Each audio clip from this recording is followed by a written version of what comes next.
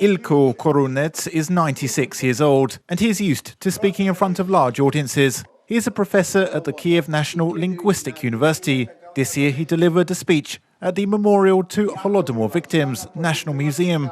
Ilko described his childhood in a small village in the Cherkasy region. In the 1920s, his family was one of the millions across Ukraine which became the target of a Soviet campaign of repressions and executions.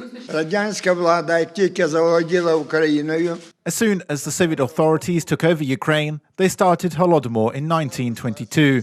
But it was smaller. Then the repressions followed. They kicked us out of our home, 5 children and our mother.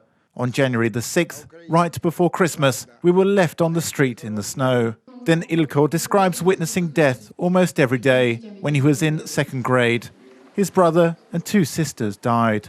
They took my brother down from the stove. He was dead.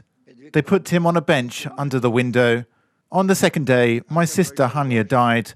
They took her down and laid her near my brother. On the 3rd day, on Wednesday, Halia died. They put her on the bench as well. Ilko was one of the few children in the village who managed to survive. In the 1st grade, we had 68 students. There were 3 to 4 people sitting at one desk. In 1933, when students came to school in the autumn, there were 24 out of 68 left. When Ilko was 17, World War II started. He was sent to the front line. He feared hunger more than anything else.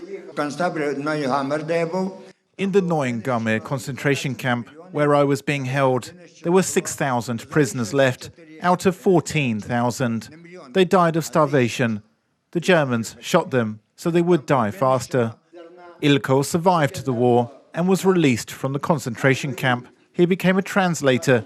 He spent his whole life teaching and translating fiction from English, Italian and German. Everyone knows him, all of the translators, even those who weren't his students. Everyone heard his name and learned from his books. He's a legend of Ukrainian translation. Aside from this, he participated in the 60s movement and fought for Ukrainian culture. Dozens of people attended the meeting with Ilko Korunets. Since I'm a young mother, the hardest of all was to listen to what happened to mothers with children. What do you do when you have 5 children? You wake up and you don't know who will die today and who will survive, whom you should give more bread and whom less. The museum invites members of the community who survived the Holodomor to speak in seminars on a regular basis. 70 років, коли Україна була в окупації російській.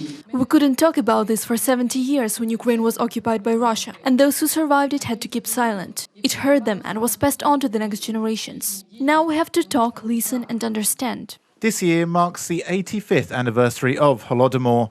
Nearly 7 million Ukrainians were killed in a famine which was engineered by the Soviet authorities. Earlier this fall, Light a Memory Candle campaign was launched to remember and commemorate the victims. Some 70 countries across the world joined the initiative. Reported by Yulia Krychkova, UATV.